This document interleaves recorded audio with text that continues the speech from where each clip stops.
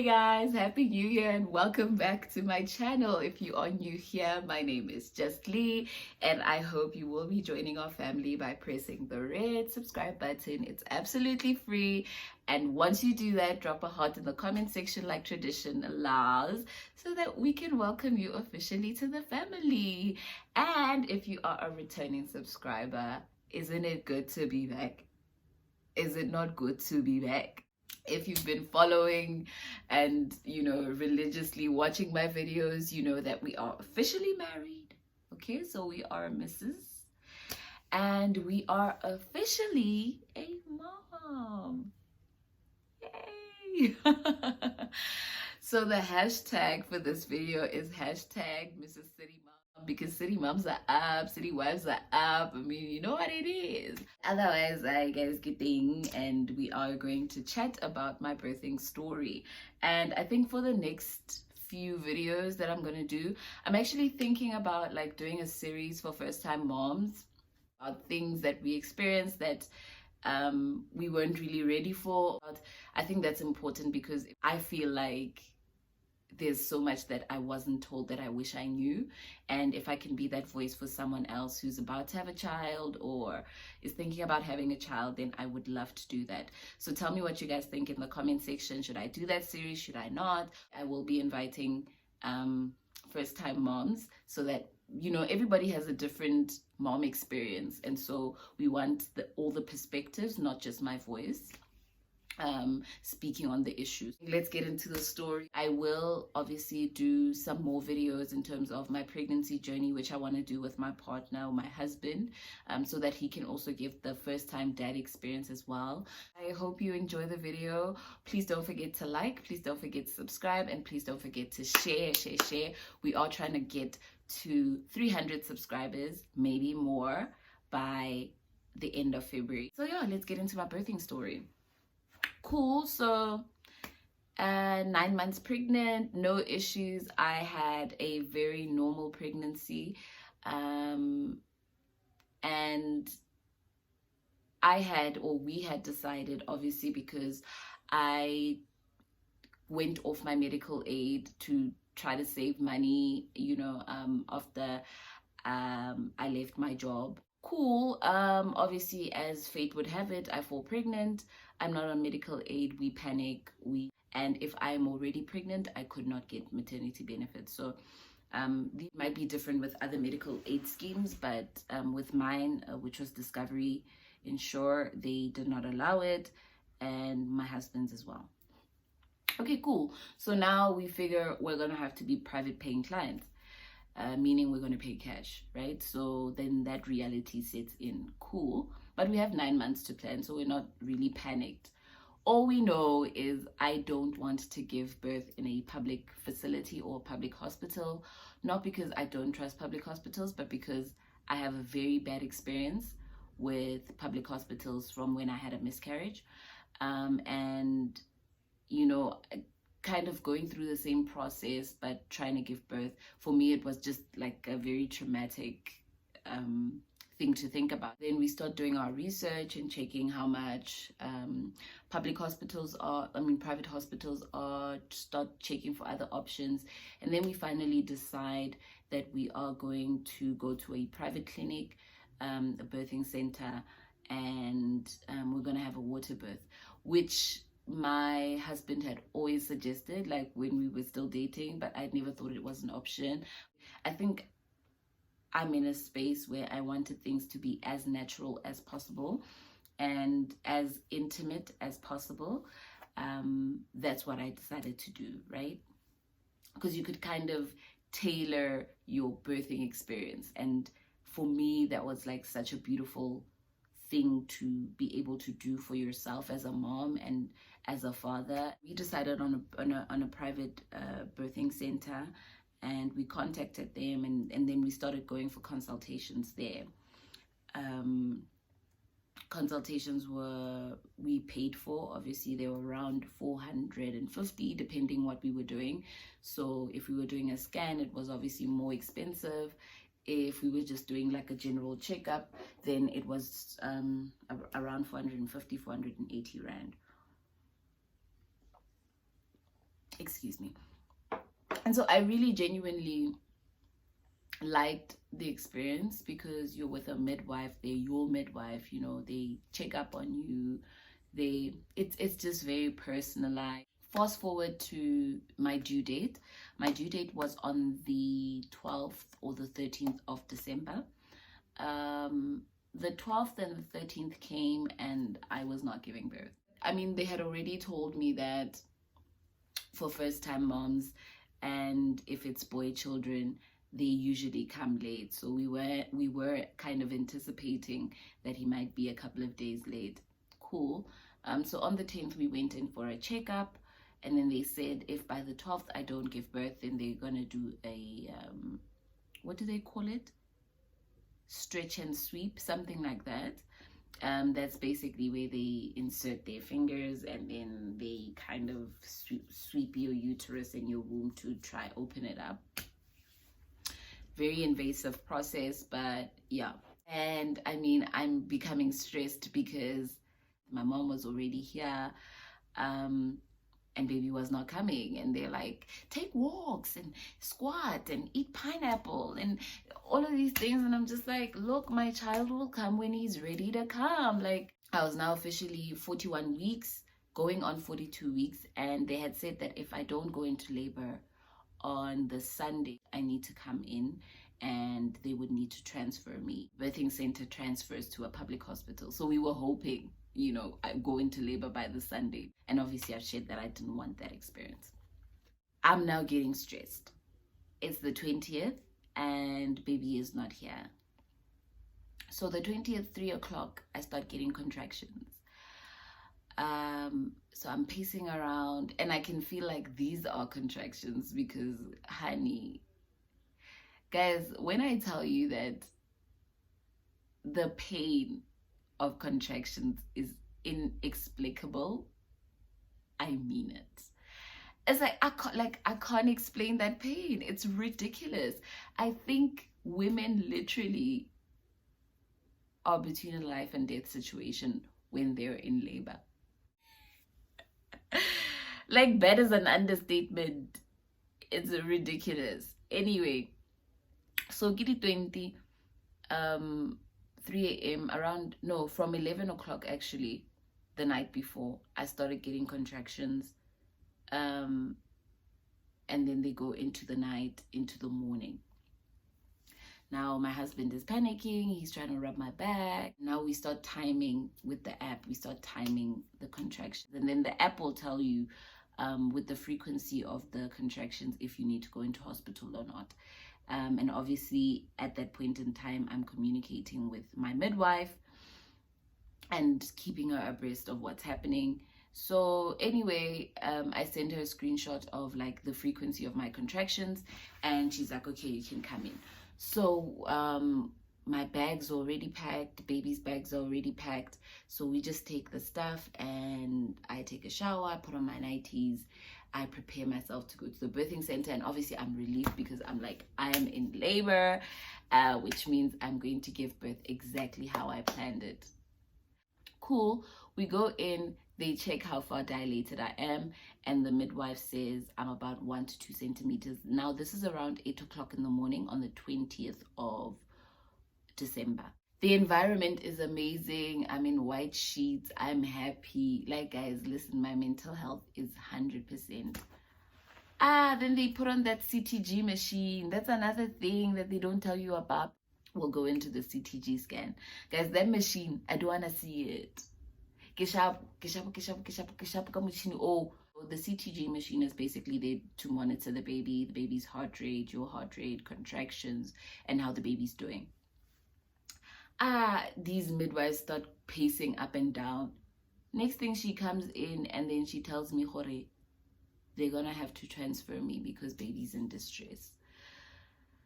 Okay, now I panic, but I'm trying not to panic because I don't want to panic the baby. The Ctg machine is there so you can see the heart rate of the baby. Normal heart rate for baby is around 100 and I think it was between 110 and 116 or 16.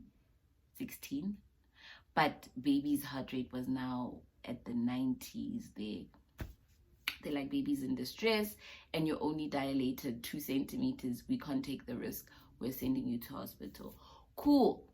I'm just like, I'm crying, but I'm like, I need to be strong. Okay, sharp. They call an ambulance. I get into the ambulance. The people in the ambulance are so nice.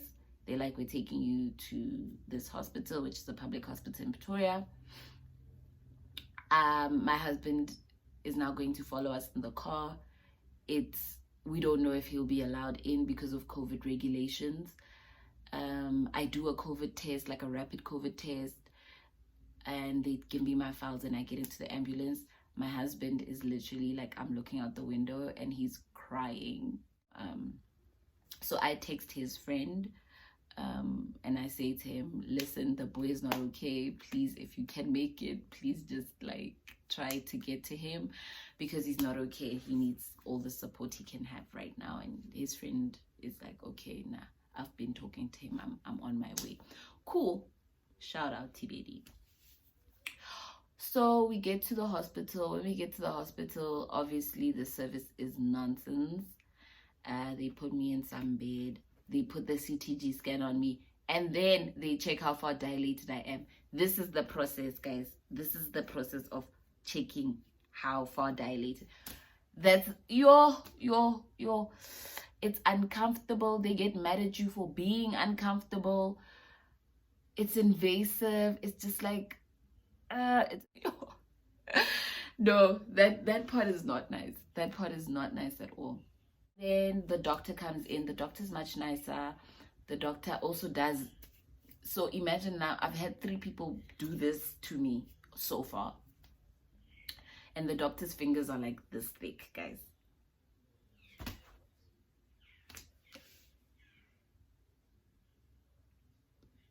Anyway, so I thought that was my son. So, and he's telling me, no, the baby's not in distress. The baby is fine, but I'm still 1 to 2 centimeters dilated, so I'm not going into labor anytime soon. They do a stretch and sweep again. So they do the right, and then they turn their fingers like this, and then they do this to your vagina to open your uterus up to kind of like prompt labor, right? So then they say, hey man, your pregnancy is not a high-risk pregnancy, and at this hospital we only deal with high-risk pregnancies, so we're going to transfer you to another public hospital. At this point in time, my husband is like, no, I'm taking you to a private hospital. And I'm trying to be like, no, let me not be a fussy. I'm like, no babe, let's just follow what they're saying. It's fine. There's no need, you know. We also didn't prepare to like spend that type of money at a private hospital because we were probably going to spend around 50,000 right prior to me giving birth. We had already paid them upfront for my birth, so that's a lot of money. No, I was like, it's fine, like I will do the public hospital, it's okay. So he was insisting and I was like, no, it's fine, just wait a bit. Shapo, my pains at that point in time, this is now in the afternoon, around 2 o'clock, give or take, 2-3 o'clock. So we get transferred to this other hospital, and the lady, one of the paramedic that was sitting with me in the ambulance is like, no, you know, you must tell your husband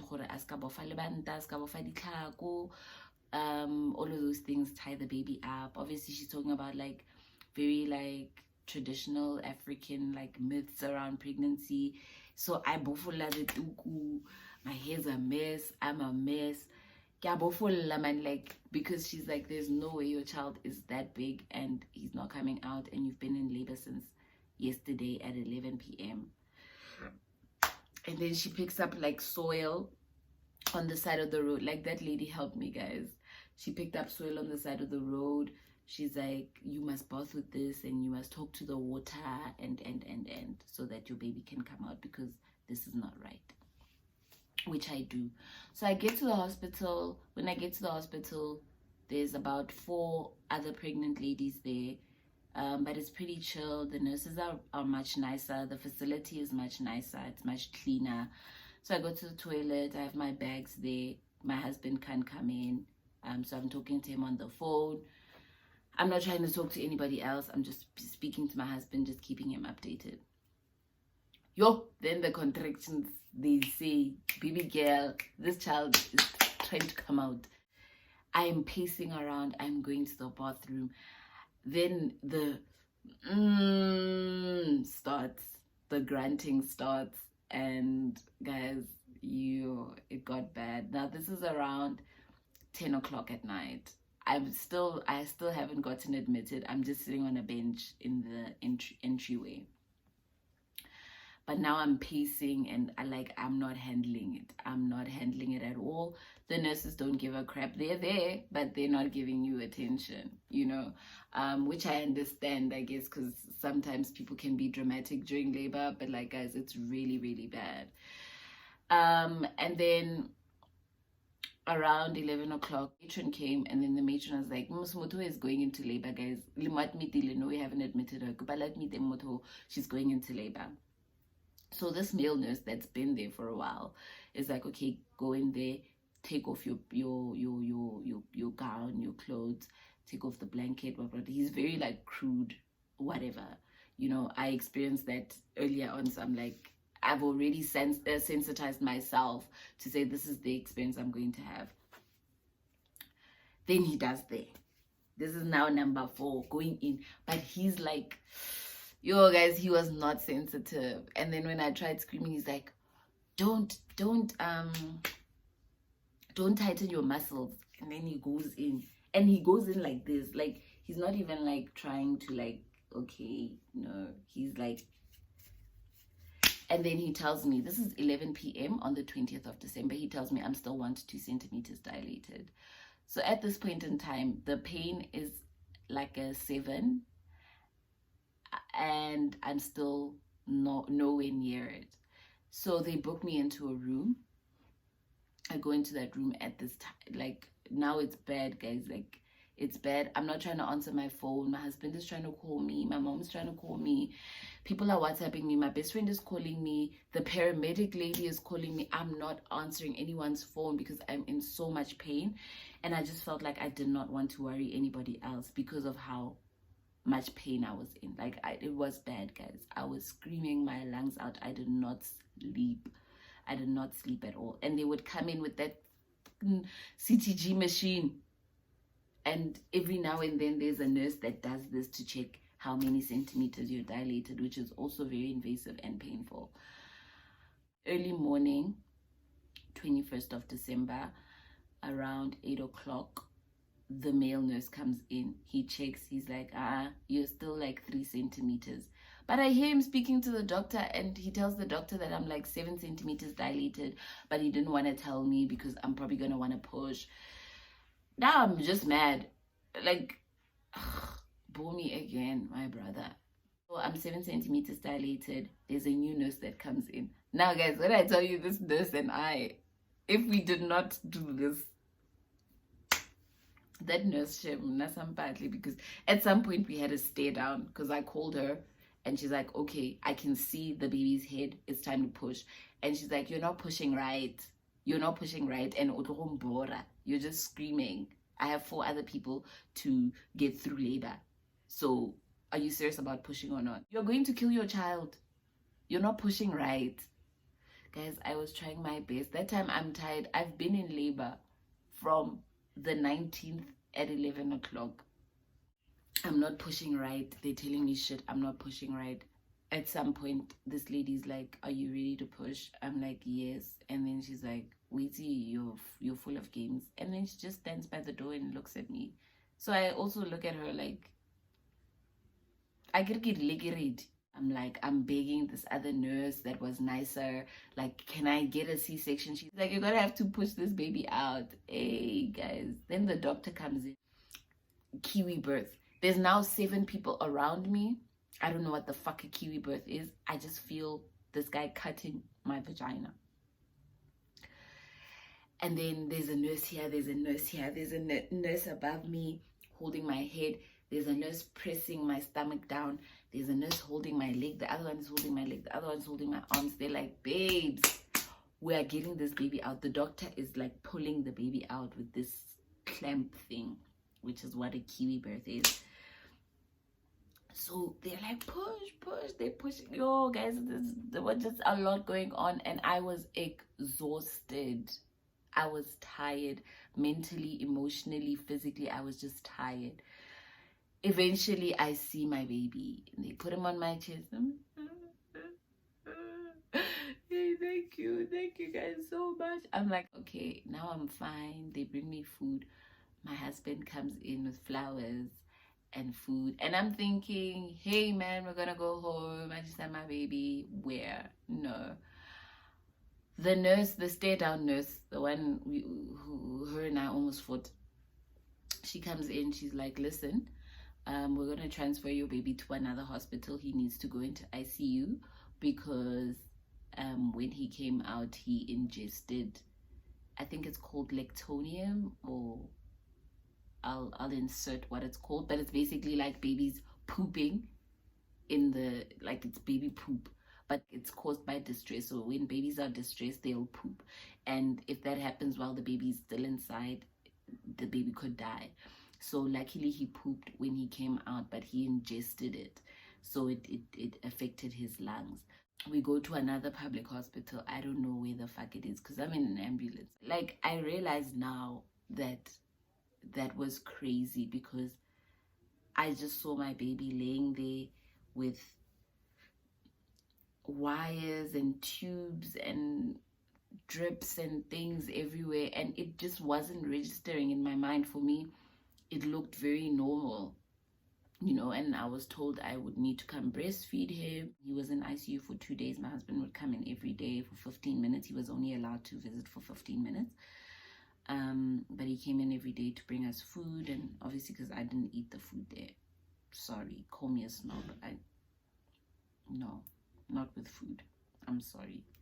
So we were in the hospital from the 21st, 22nd, 23rd, 24th, and we only got discharged on Christmas Day, the 25th, where they were like, okay, the baby's clear, the baby can go home. And guys, when I tell you I was praying every single night because it was so uncomfortable. You have to wake up like every 3 hours to go feed your baby, and I wasn't admitted to the hospital. I was just lodging. So the lodging place is like on the other side, so you have to walk at like 2 a.m. to go breastfeed your child. 5 a.m., 8. My family was here and my husband was so happy, and we were relieved that baby was fine. So we are all good, me and baby. He's healthy, he's growing, and hopefully you guys will see more of him on the channel. So the next video hopefully will be with my partner, and we'll talk about the pregnancy journey. If you have any questions, please don't hesitate to comment down below. If you want to ask us anything about the birth, if you want to ask us anything about the pregnancy process as well, which will come in the next video. But don't forget to like the video. If you made it this far, please like, give it a thumbs up, and tell me which hashtag works for me. Is it hashtag CityMoms are up, or is it hashtag MrsCityMom? I'm leaning more towards hashtag MrsCityMom, and that will be, you know, my hashtag for the series about pregnancy and being a first-time mommy. I'll see you guys next time. Keep well.